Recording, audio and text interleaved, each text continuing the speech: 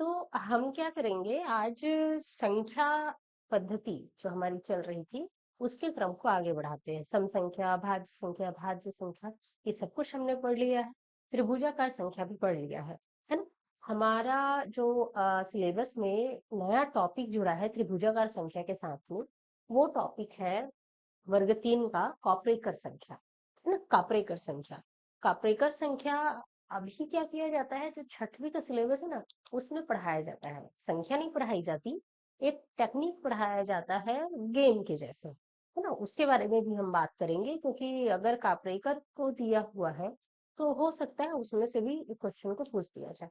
चलिए देखते हैं कि जो कापरेकर संख्या है वो है क्या। तो कापरेकर संख्या क्या होती है, जब हम किसी संख्या का वर्ग लेते हैं, है ना। सभी संख्या का नहीं ना, कुछ संख्याएं ऐसी होती है जिनका वर्ग लेने पर हमको आंसर मिलता है। अब उस आंसर को दो पार्ट में डिवाइड कर दिया जाएगा। आपको प्रोसेस बता रही हूँ, ठीक है ना। ये जो कापरेकर संख्या है वो doctor Kaprekar, doctor D.R. Kaprekar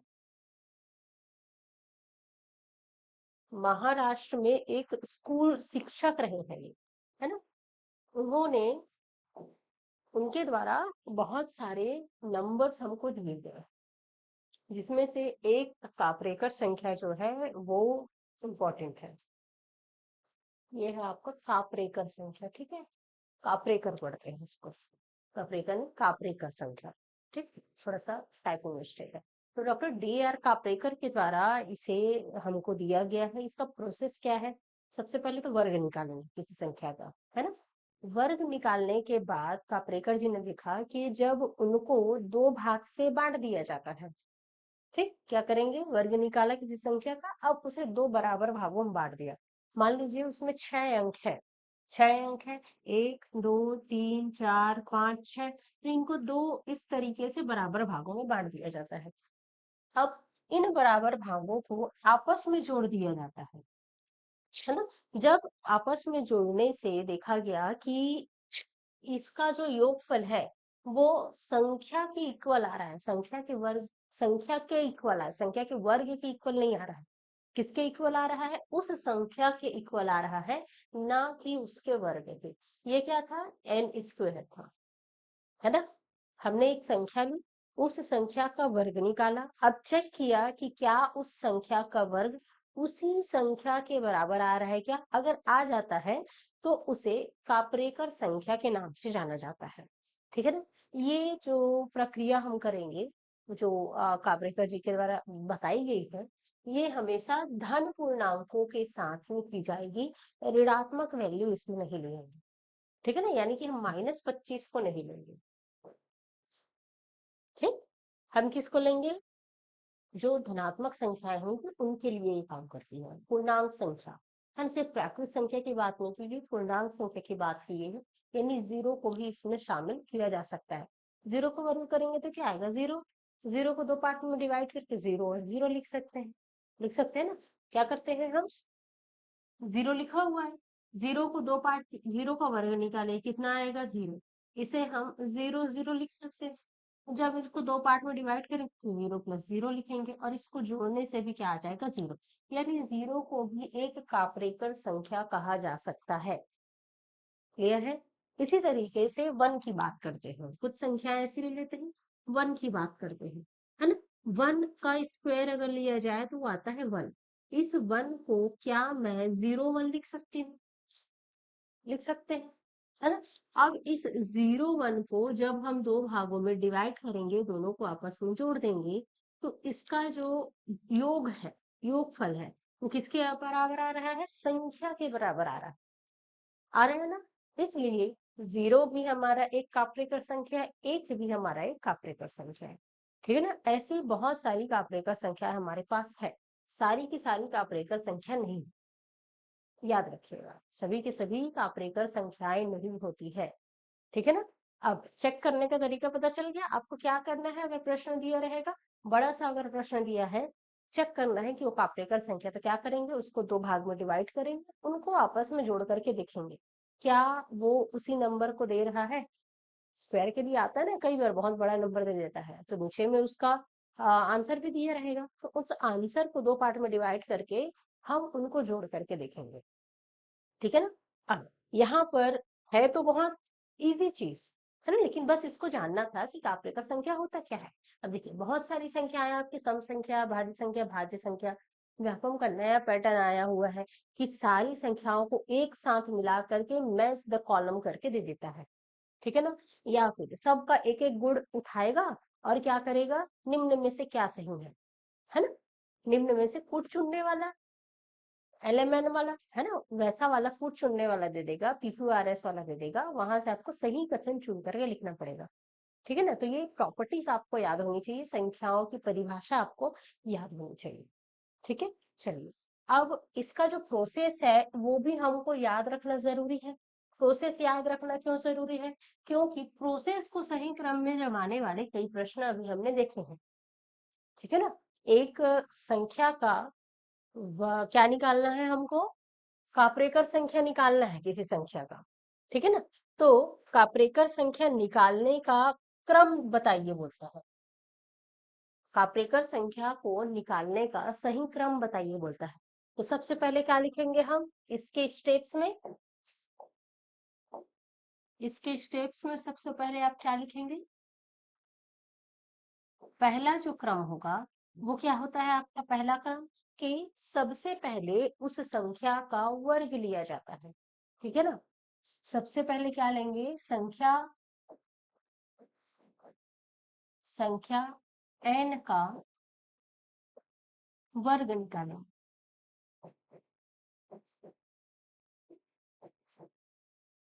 ये स्टेप 1 हुई। स्टेप 2 में क्या करेंगे, उसका वर्ग निकाल करके वर्ग को, जो संख्या का वर्ग आया है ना, वर्ग निकाला यानी कि एन स्क्वायर निकाला निकाला। अब एन स्क्वायर को दो बराबर भागों में बांटा जाएगा, दो बराबर भागों में, एन स्क्वायर को ना बोल करके हम बोलेंगे एन स्क्वायर के अंकों को, एन स्क्वायर के अंकों को, एन स्क्वायर के अंकों को दो बराबर भागों में बांटेंगे,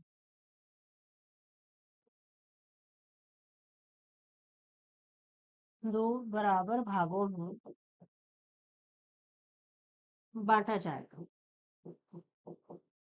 ठीक है। ये स्टेप 2 हो गया।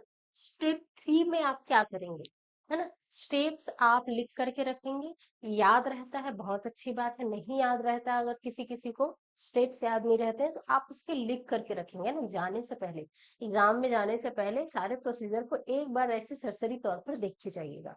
चलिए, तो क्या किया, सबको बांट दिया, दो बराबर भागों में बांट दिया, है ना। तो ये जो एन स्क्वेयर था ये कैसा बन गया आपका n1 प्लस n2, इस तरीके से दिख रहा होगा दो बराबर भागों में बांटने पर, है ना।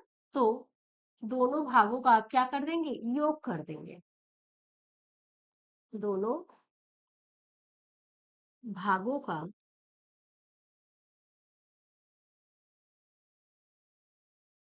योग निकाला,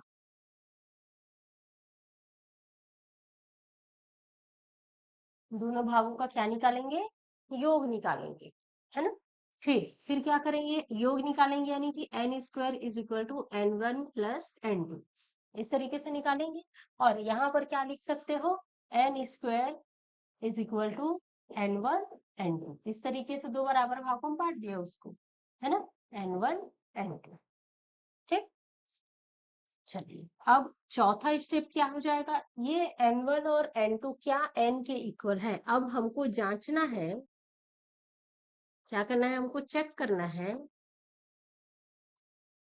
जांचना है कि n बराबर n1 प्लस n2 है या नहीं है, ठीक है ना। यही लास्ट स्टेप है हमारा, हमको बस चेक करना है कि क्या n बराबर n1 प्लस n2 आ रहा है, क्या दोनों का योगफल उसी संख्या के बराबर आ रहा है। ये आपके 4 स्टेप्स में ये कंप्लीट हो जाएगा, है ना। एक आध स्टेप अपने मन से वो जोड़ सकता है, और वो जोड़ने वाला भी कैसा होगा, सबसे शुरू में क्या लिख देगा कि अपने अनुसार एक संख्या का चुनाव करें, इस तरीके से, और कुछ नहीं। मेन स्टेप्स हमारे यही है कि सबसे पहले इसका एन स्क्वायर निकालेंगे, एन स्क्वायर अगर दिया हुआ है तो हम क्या करेंगे, उसको दो बराबर भागों में बांट देंगे, है ना, इकाई के साइड से उसको काउंट करेंगे। डी संख्याएं हैं अगर, कितनी संख्याएं हैं अगर उसमें, डी संख्याएं हैं अगर, तो उसको हम डी बाई टू में बांटेंगे। डी अंक है अगर, संख्या ना बोल के डी अंक है अगर, तो उसको कितने भागों में बांटेंगे, डी बाई टू भागों में बांटेंगे। मान लीजिए 10 संख्या है तो 10 संख्या का आधा यानी कि 5, तो 5-5 के ग्रुप में उसको बांट देंगे। ठीक है, अब उनका क्या करेंगे, योगफल निकालेंगे। योगफल को चेक करेंगे कि क्या वो n के इक्वल है। n के इक्वल है तो अच्छी बात है, हमारा काप्रिकर संख्या बन जाएगा। n के इक्वल नहीं है तो वो काप्रिकर संख्या नहीं होगी।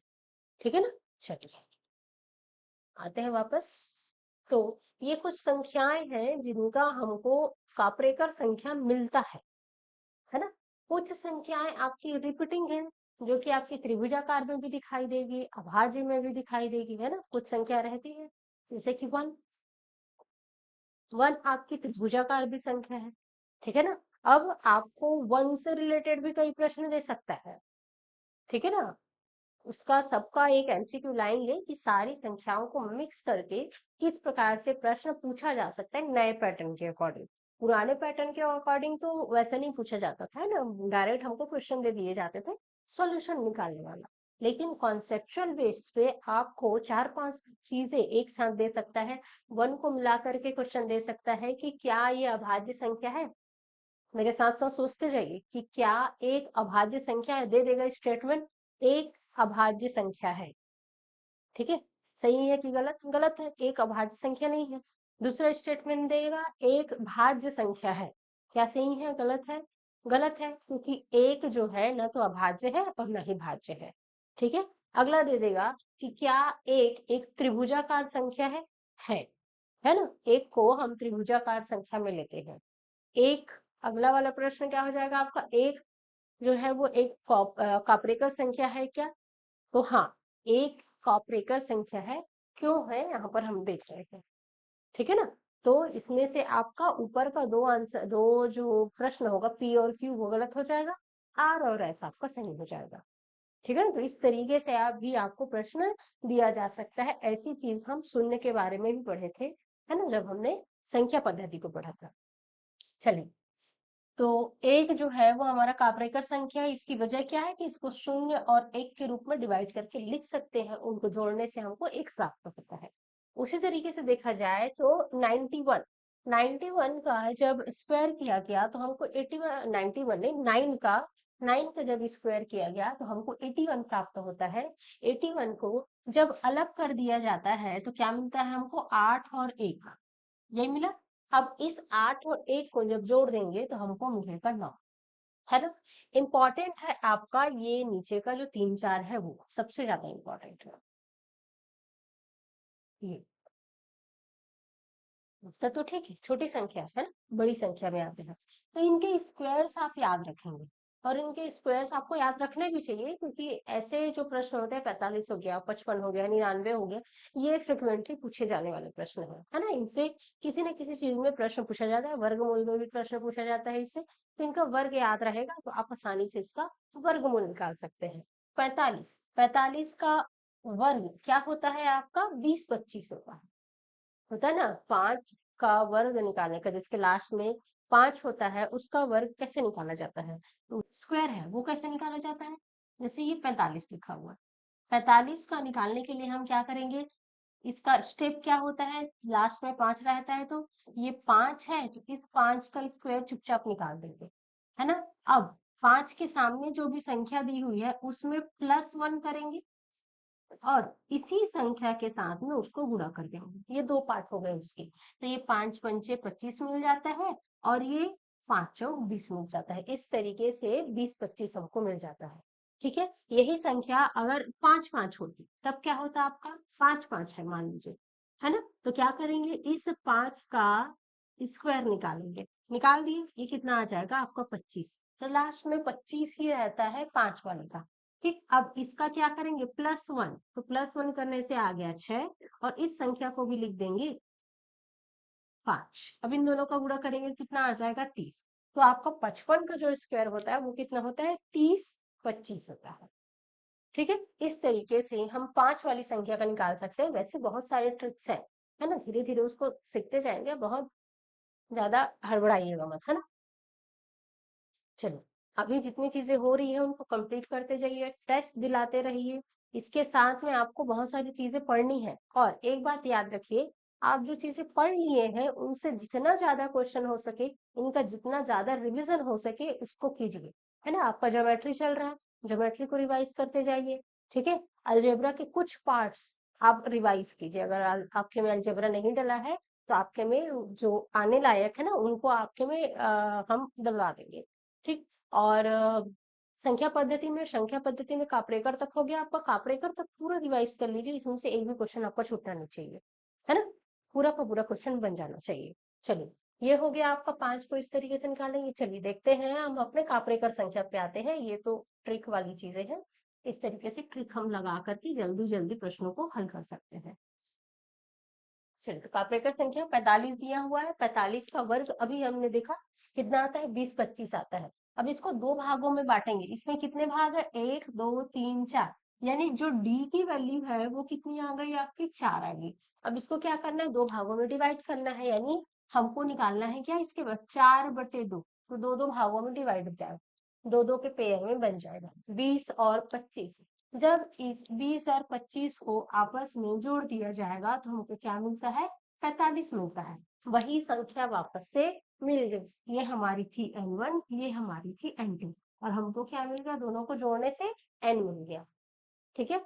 अब आते हैं अगली संख्या में, 55 बन जाएगा, 99 बन जाएगा, इसमें आते हैं, ठीक है। ये क्या दिया है, 297 दिया हुआ है ना।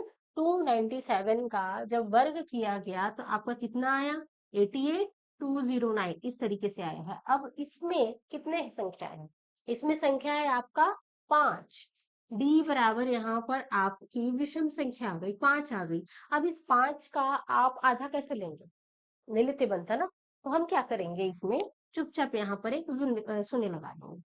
शून्य क्यों लगा रहे हैं, ताकि इसको बैलेंस करते बने, और सामने में शून्य लगाने से संख्या पर कोई भी प्रभाव नहीं पड़ता, इसलिए शून्य चुपचाप लगा देंगे। जैसे कि हमने 1 के लिए भी किया था, 1 को क्या लिखा था, 01 लिखा था ना, उसी तरीके से ये हम 88,209 को भी क्या कर देंगे, सामने में इसके 0 लगा देंगे, और 0 लगाने की वजह से अब इसकी संख्या कितनी हो गई, अंकों की संख्या हो गई इसकी 6, और 6 का आधा लेंगे तो हो जाएगा 3, तो 3 3 का पेयर बना देंगे, ये 3 का और ये 3 का, तो क्या बन जाएगा, 088 प्लस 209। इन दोनों को ऐड करके देखते हैं कि ऐड करने पर ये क्या आता है, तो 8 और 9 आपका हो जाता है 17, और ये हो जाएगा 8 और 1 9, और ये 2, कितना आया आपका, 297, है ना, 297, यही हमारी संख्या थी, 297, ठीक है ना। तो जिन संख्याओं में ऐसे विषम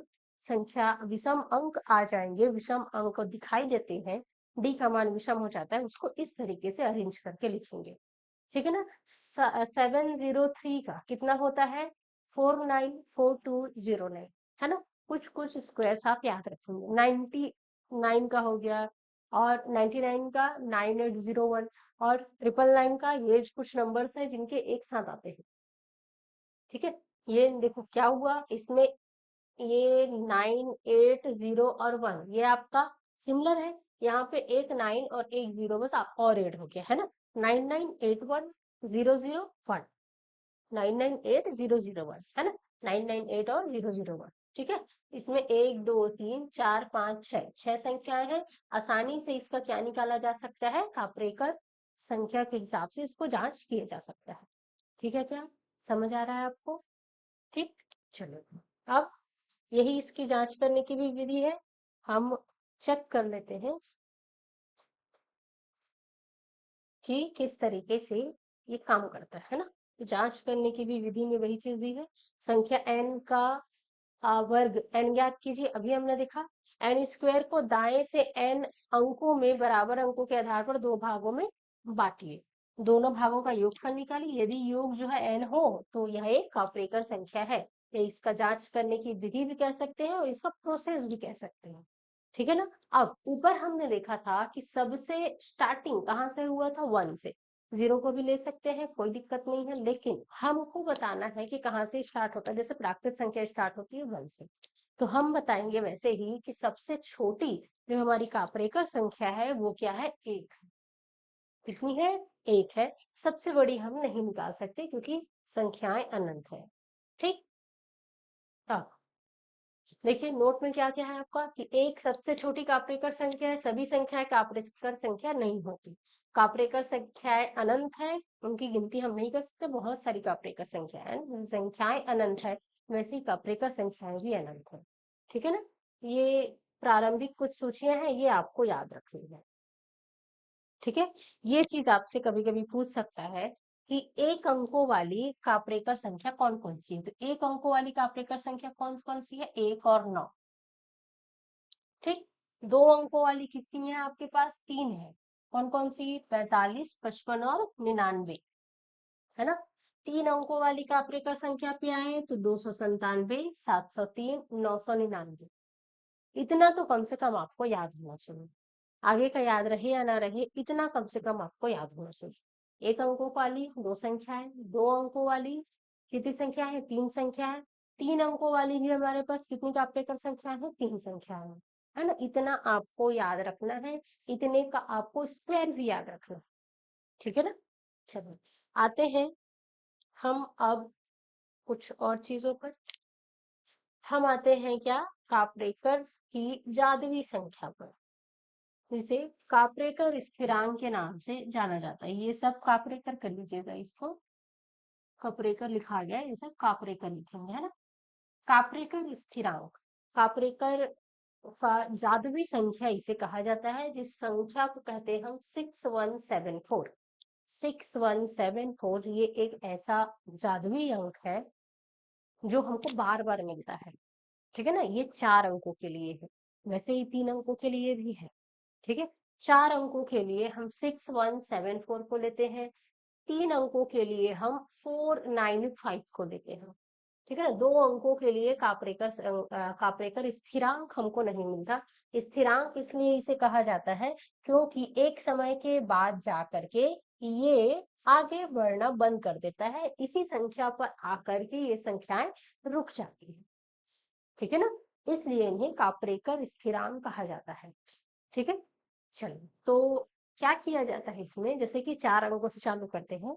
सबसे पहले हम 4 अंकों की एक संख्या सोचते हैं। ठीक। अपने मन से 4 अंकों की संख्या सोचने का, उस 4 अंकों की संख्या को हम, उनके जो अंक है ना, उनको एक बार बढ़ते क्रम में लिखेंगे और एक बार घटते क्रम में लिखेंगे। ठीक है। अब ऐसा करने के बाद उन दोनों को आपस में घटा देंगे। जैसे कि हमको संख्या दी है कितनी, 8, 3, 5, 2, इस तरीके से संख्या दी है। ठीक है। तो इसको बढ़ते क्रम में आप लिखेंगे तो क्या लिखेंगे, इसकी जो संख्याएं हैं, इसमें 4 संख्या, 1, 2, 3, 4, 4 संख्या ना, इन चारों संख्या को बढ़ते क्रम में लिखेंगे तो क्या लिखेंगे हम, 8, 5, 3, 2। यही होगी 4 अंकों की सबसे बड़ी संख्या जो इन अंकों से बनेगी। ऐसे ही 4 अंकों की सबसे छोटी संख्या निकालते हैं तो ये 2, 3, 5, 8 ये हो जाएगा 4 अंकों की सबसे छोटी संख्या जो इन्हीं अंकों से बनेगी। अब तीसरा स्टेप क्या करेंगे हम, इसका अंतर निकालेंगे।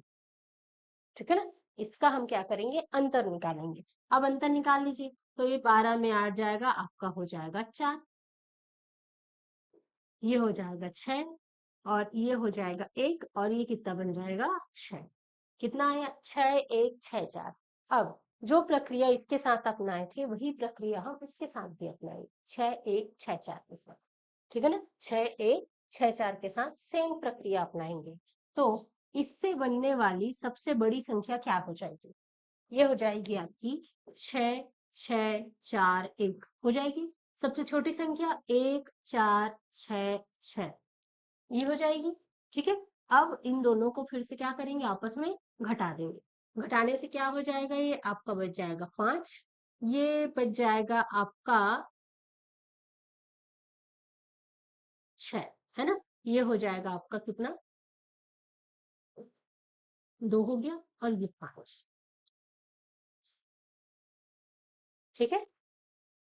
कितना हो गया आपका 5265। अब फिर से इसी संख्या को हम क्या करेंगे, एक बड़ी संख्या निकालेंगे और एक छोटी संख्या निकालेंगे और इसी क्रम को रिपीट करते जाएंगे। और ये क्रम आपको तब तक रिपीट करना है जब तक कि हमको प्राप्त क्या ना हो जाए, 6174 प्राप्त ना हो जाए। और एक स्टेप के बाद 6147 प्राप्त हो जाता है ना, वही हमारा क्या कहलाता है, काप्रेकर स्थिरांक कहलाता है।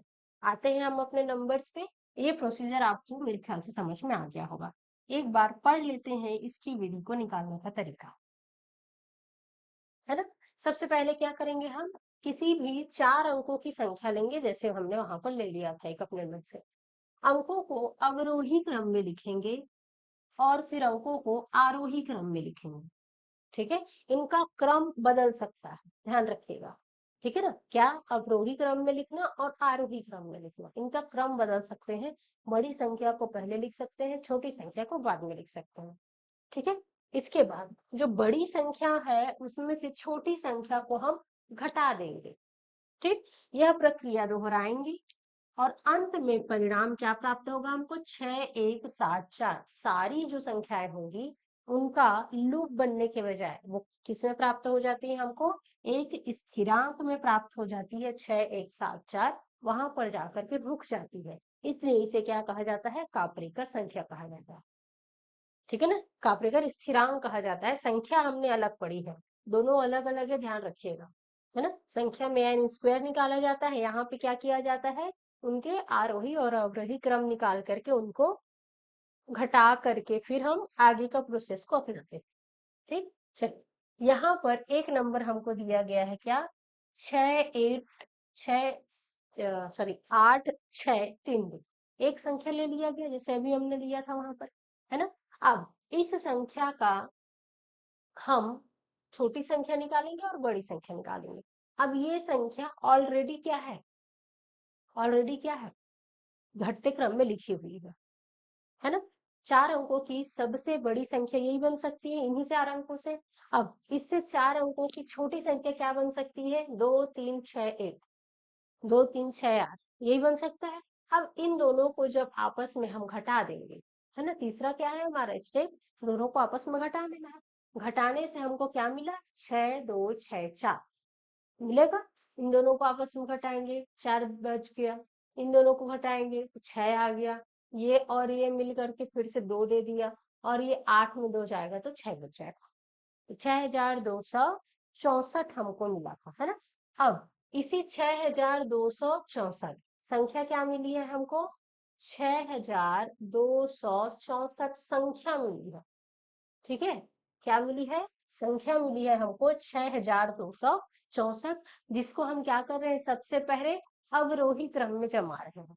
अवरोही यानी कि घटते क्रम में जमा रहे हैं, घटते क्रम में, यानी कि इसको सबसे पहले क्या किया हमने, उनके जो अंक थे उनको घटते क्रम में सबसे बड़ी संख्या के रूप में लिख दिया। तो इसकी सबसे बड़ी संख्या क्या बनेगी 4 अंकों की, 6642, यही बनेगा, है ना। अब इससे बनने वाली छोटी संख्या देखते हैं 4 अंकों की, तो 2466 बनेगा। अब इन दोनों को जब आपस में हम घटा देंगे तो हमको क्या प्राप्त होगा, 4176। अभी भी हमको 6174 नहीं मिला है, 6174 नहीं मिला है, हमको तब तक करना है ना। और आप कोई भी संख्या ले ले 4 अंकों की, उसमें ये प्रक्रिया आराम से दोहराई जा सकती है। क्या आया है, 4141 और 74 आया, 76 आया है, 76 आया है ना, 4176 आया है। इसका जो अवरोही क्रम बनेगा, ये बड़ा है ना 7, तो 7641। ठीक, अब इसका छोटा क्रम क्या बन जाएगा, छोटी संख्या क्या बन जाएगी इससे, 1467, ये बन जाएगा। अब इन दोनों को आपस में हम क्या कर देंगे, घटा देंगे।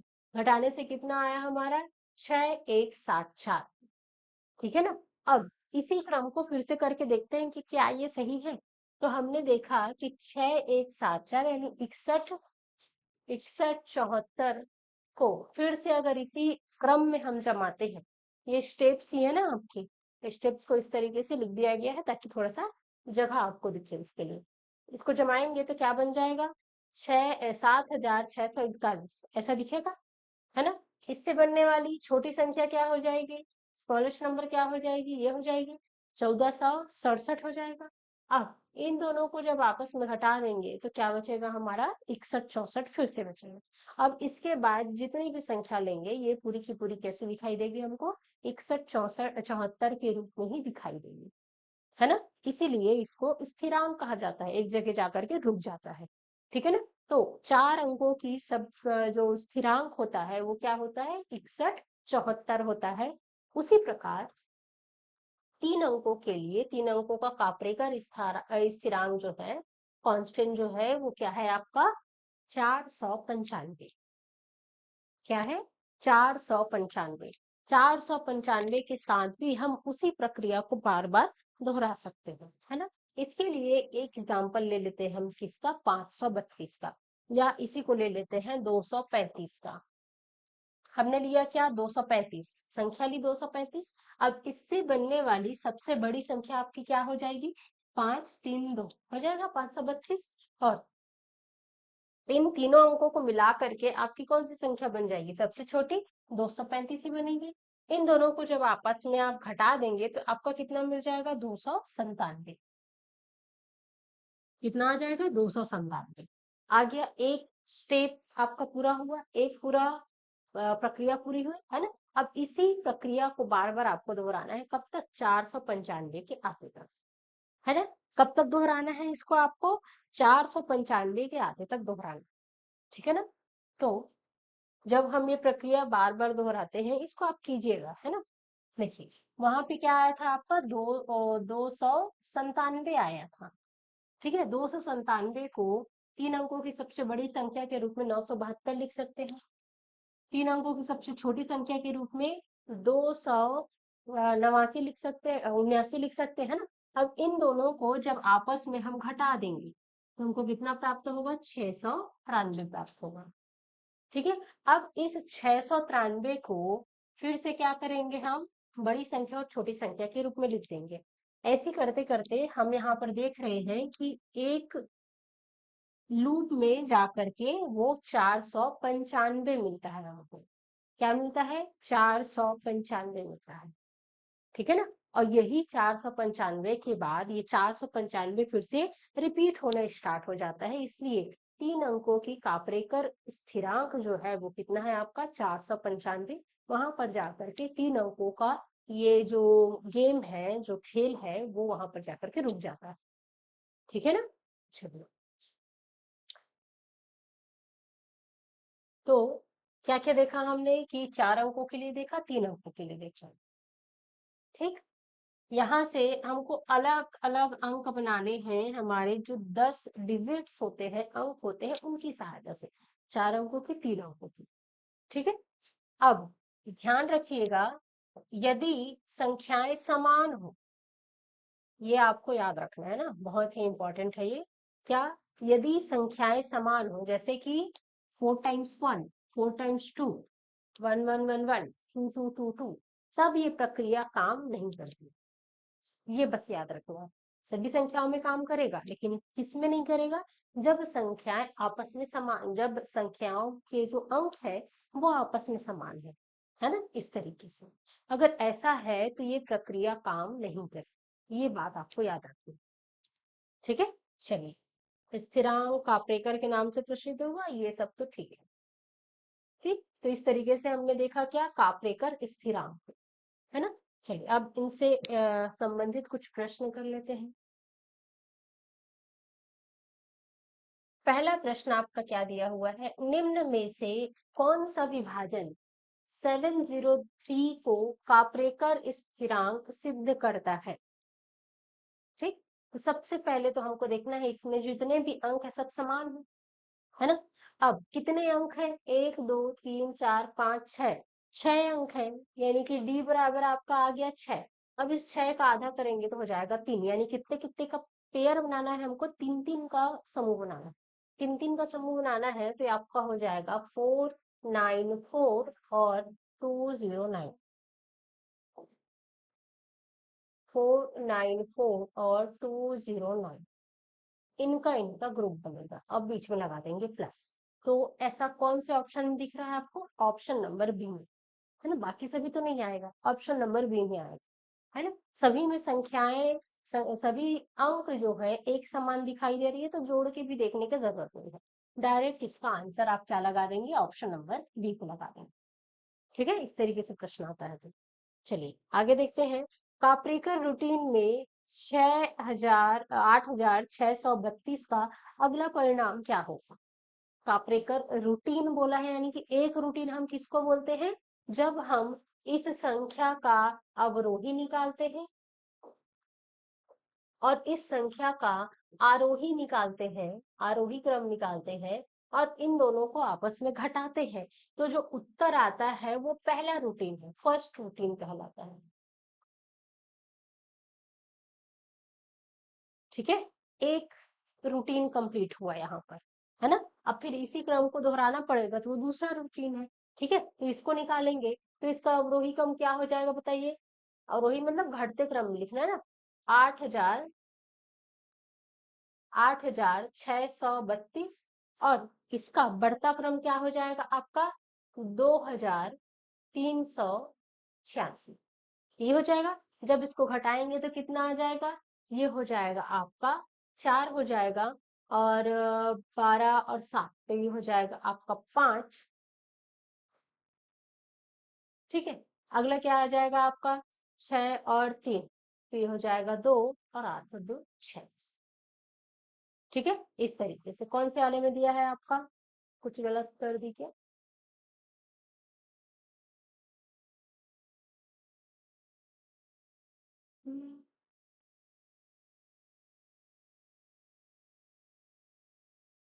कितना आ जाएगा आपका? ये 6 है।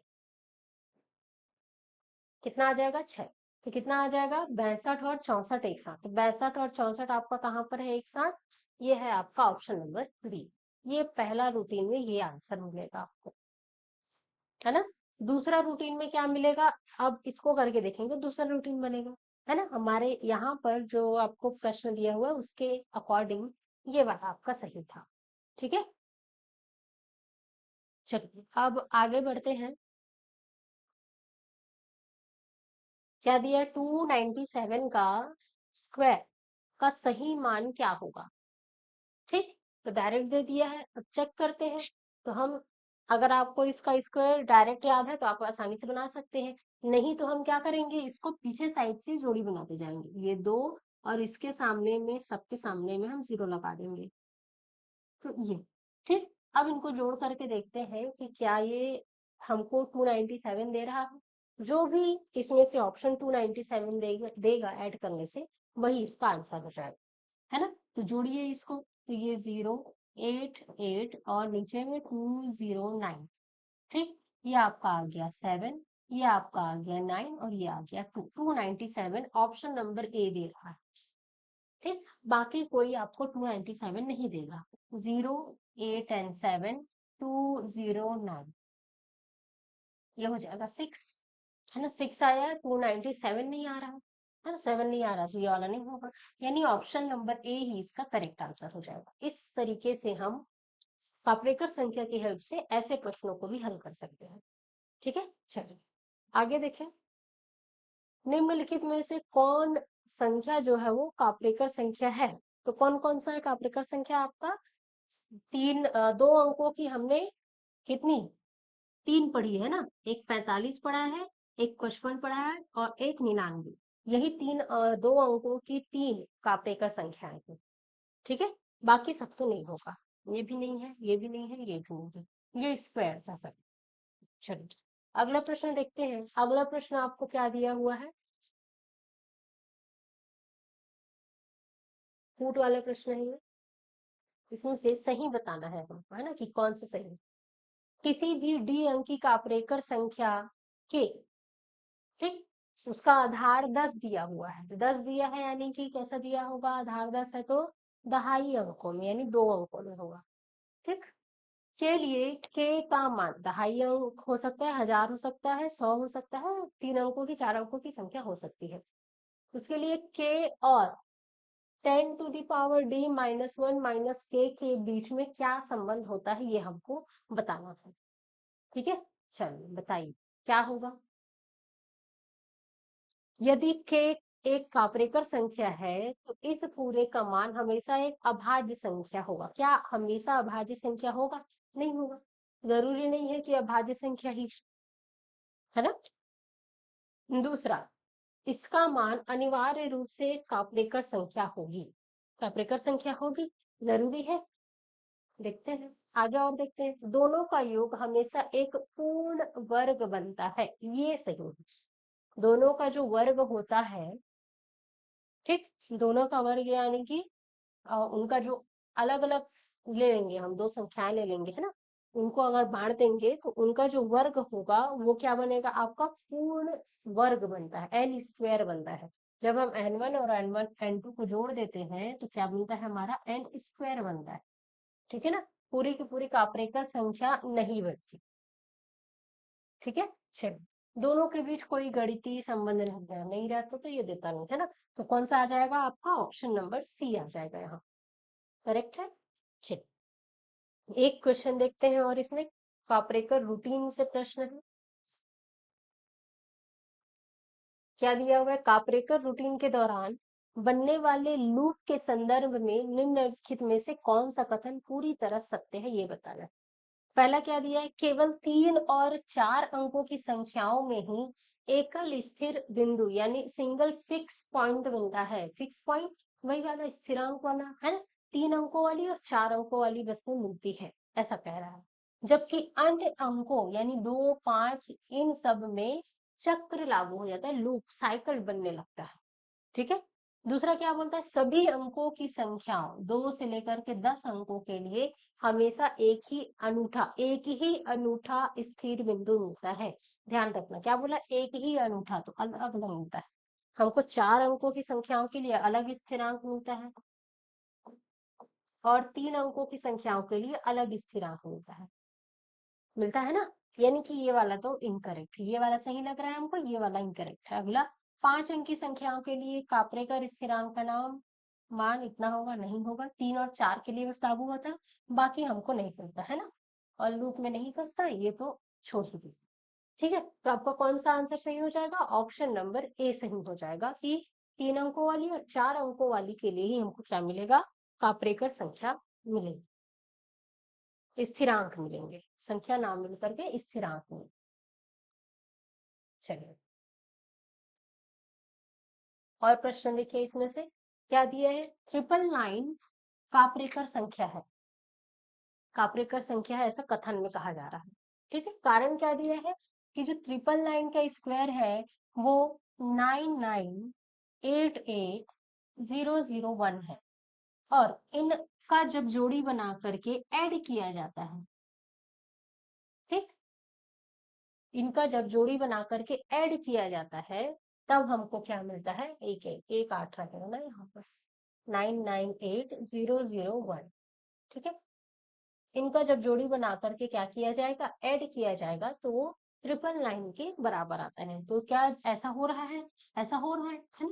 हमने देखा भी है कि 3 अंकों की जो संख्या है उसमें, कापरेकर संख्या है उसमें 999 कापरेकर संख्या बनाती है। तो कथन भी सही है, कारण भी सही है, और जो कारण दिया हुआ है उसकी सही व्याख्या भी कर रहा है। ठीक है, तो दोनों सही है और सही व्याख्या भी कर रहा है, तो ये आपका सही हो जाएगा। ठीक, ऑप्शन नंबर ए। अगला आते हैं हम, क्या दिया है, सही कथन को चुनना। सभी कापरेकर संख्याएं विषम होती है, ऐसा जरूरी है क्या, सभी कापरेकर संख्याएं विषम हो ये जरूरी है क्या, नहीं। ठीक, सभी विषम संख्याएं कापरेकर होती है, ये तो बिल्कुल नहीं है। 4879 एक 4 अंकी कापरेकर संख्या है, क्या ये सही है। 6174 एक कापरेकर संख्या है, क्या ये सही है। ठीक है, ये आपको क्या करना है, इसका स्क्वायर निकालना है। कापरेकर संख्या निकालने के लिए क्या करना पड़ेगा, आपको इसका स्क्वायर निकालना पड़ेगा, उसके बाद आपको ऐड करके देखना पड़ेगा। ठीक है ना, तो ये आपके लिए दोनों होमवर्क है, ये दोनों को चेक करना है आपको। ठीक, आपका यहाँ पर क्या दिख रहा है, जो 6174 है, आप चेक भी करेंगे, मैं डायरेक्ट आपको बता भी देती हूँ। आप इसको चेक करेंगे, स्क्वायर निकाल लेंगे, है ना। तो 6 1 7 4 एक काप्रेकर स्थिरांक है, कांस्टेंट है, सिंगल पॉइंट है ना 4 अंकों के लिए, है ना। लेकिन वो काप्रेकर संख्या नहीं है, ध्यान रखिएगा, काप्रेकर संख्या अलग है, काप्रेकर स्थिरांक अलग है, ठीक है ना। तो इसके अकॉर्डिंग ये आपका गलत हो जाएगा, ये सही होगा। अब इसको आप चेक करेंगे कि किस तरीके से सही होगा, क्योंकि चेक करेंगे तभी आपकी प्रैक्टिस होगी, ठीक है ना। इस तरीके से संख्या पद्धति में हमको कुछ संख्याओं के बारे में जानना था, वो आपका पूरा कंप्लीट हो गया। दशमलव प्रणाली पूरा कंप्लीट हो गया, ये कंप्लीट हो गया। ज्यामिति आपका चल ही रहा है ना। समरूपता, हाँ समरूपता तक पढ़ना है आपको, समरूपता तक आपकी ज्यामिति भी कंप्लीट हो गई है ना। त्रिभुजों की समरूपता, अभी हम चतुर्भुज पढ़ेंगे, उसमें बेसिक बेसिक चीजें ही आपको पढ़नी है, बहुत ज्यादा नहीं पढ़ना है, कुछ दिन में आपका वो भी कंप्लीट हो जाएगा, ठीक है। कापरेकर संख्याओं के बाद हम कुछ और चीजें हैं, सरलीकरण है, बोडमास वगैरह है, भिन्न है, फ्रैक्शन है, उन सभी चीजों को एक एक करके कंप्लीट करते जाए, ठीक है। तो मिलते हैं अगली क्लास में, तब तक आप इसको तैयार कीजिए। संख्या, जितनी भी संख्याएं होती हैं उनकी सारी विशेषता क्या क्या होती है, उनसे इस तरीके के प्रश्नों को कैसे हल करते हैं, उनके मिक्स क्वेश्चन आएंगे तो उसको कैसे हल करेंगे। मिक्स क्वेश्चन पर एक हम एमसीक्यू करेंगे पूरा पक्का, है ना, ताकि आपकी सारी चीजें, सारी जो संख्या है एक बार रिवाइज हो जाए, ठीक। चलिए फिर मिलते हैं अगली क्लास में।